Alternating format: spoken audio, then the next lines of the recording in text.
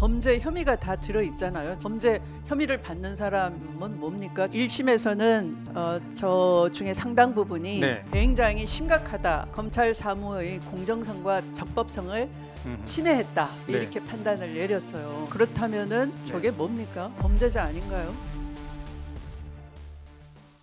자, 77쪽에 가면 이제 중간 결론이 나옵니다. 77쪽을 한번 볼까요?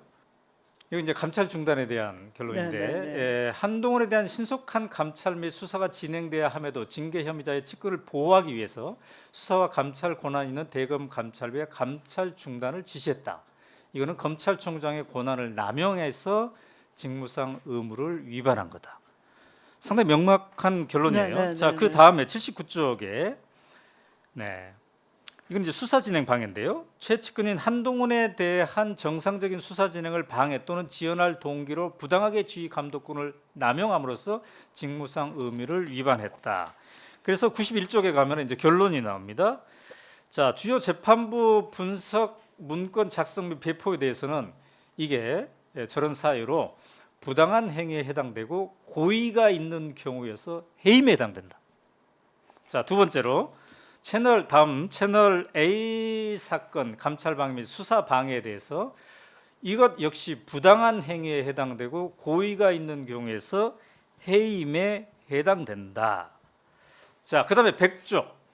자, 이렇게 중간적으로 이제 해임에 해당된다라고 하면서 약간 그 덧붙이는 말들이 있습니다. 100쪽에 보면은 일단은 그 법관들에 대한 사찰 행위에 대해서는 검찰총장이 해서는 안 될 일이었다. 검사 내부도 그렇겠지만 법관에 대한 정치적 이념적 성향에 대한 개인 정보를 수집 배포하는 것은 검찰 사무를 총괄하는 검찰총장이 해서는 안 될 일이었다. 정말 해서는 안 될 일이었어. 상식적으로 생각했을 때, 그죠?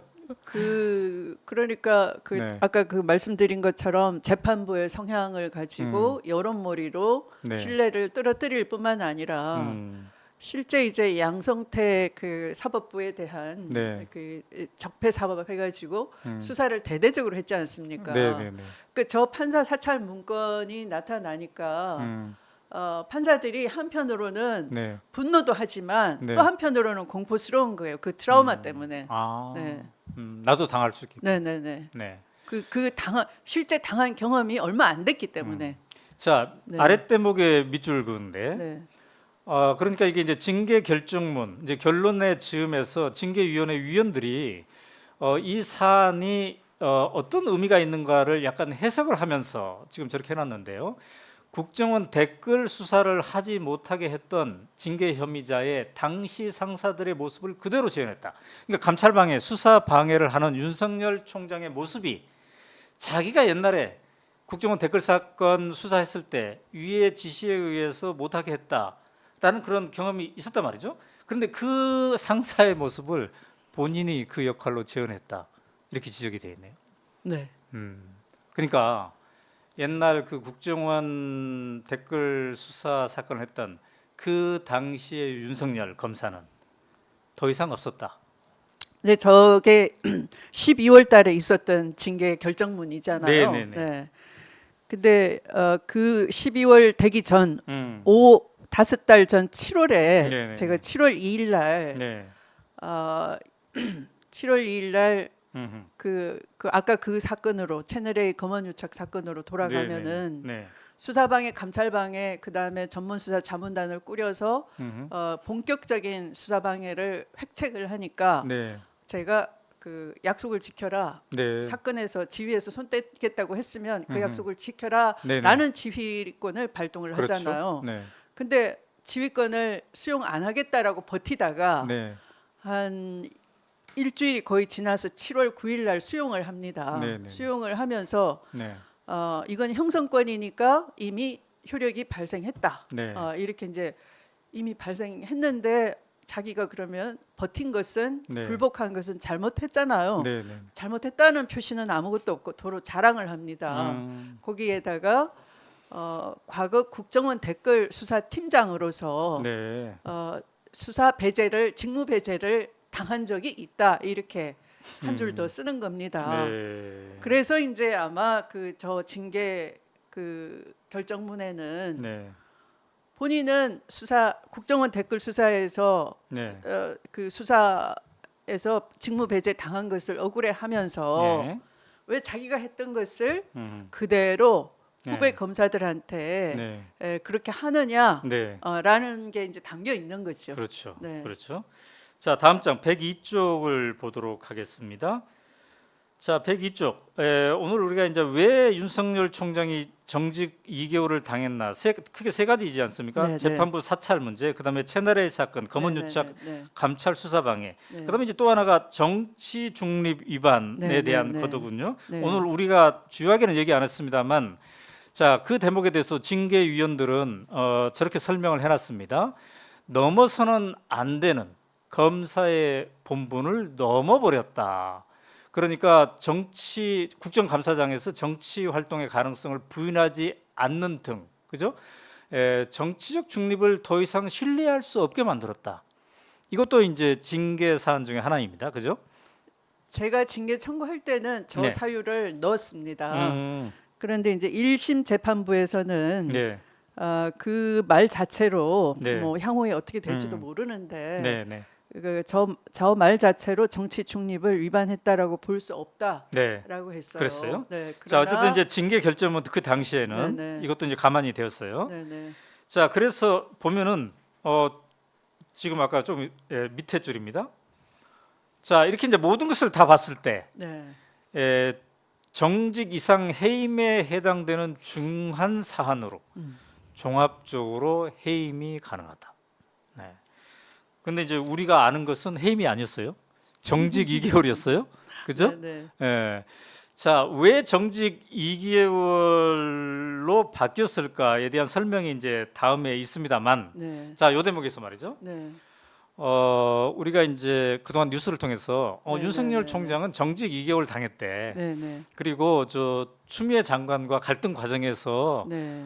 뭐 어찌저찌해서 정직 2개월 당한 것 같아. 네, 네. 주로 막 이렇게 이해하는 사람들이 있어요. 네, 네. 근데 오늘 우리가 함께 쭉 과정을 지켜봤더니 이게 되게 엄중한 사안이었구나. 그렇습니다. 네, 네. 그래서 이거는 해임에 해당되는 거다라고 징계위원들도 네. 1차적으로는 결론을 네, 네. 내렸구나 이런 생각이 드네요. 네.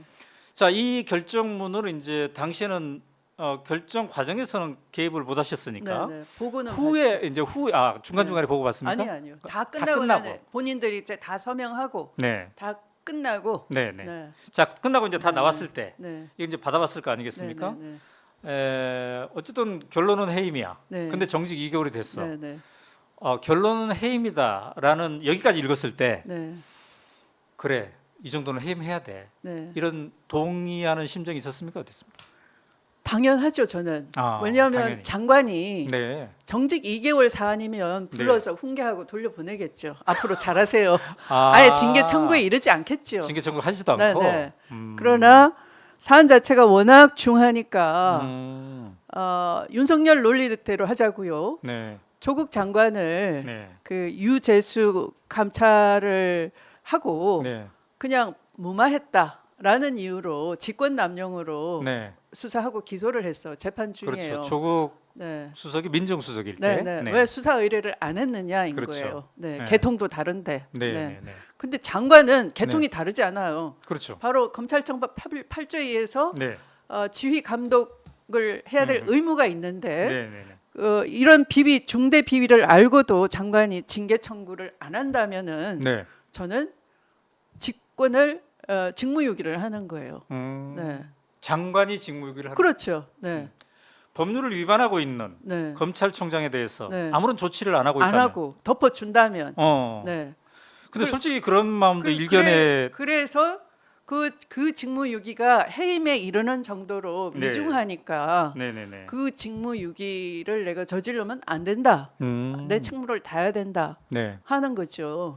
근데 이제 네, 네, 그 대목에서 네, 야 이게 진짜 불러가지고 네. 이러면 안 된다. 네, 이 정도 할 거면 정직 네. 2개월 정도 네, 네. 수준이라는 거죠. 네, 근데 그게 아니라 네, 정말 안 되겠네. 네. 참 위험하다. 네. 검찰총장 그만둬야 하겠네. 헌법 질서를 다 파괴한다. 헌법 이건. 질서를 네. 파괴한다. 또 네. 판사 해보셨는데. 네, 네, 네. 근데 솔직히 판사 사찰을 한다는 건 저는 음. 그 전두환 시절 연상됐어요. 이게 말이 안 된다. 근데 이제 그때 네, 윤석열 총장이 누구인가 네, 이미 검찰을 다 장악하고 네,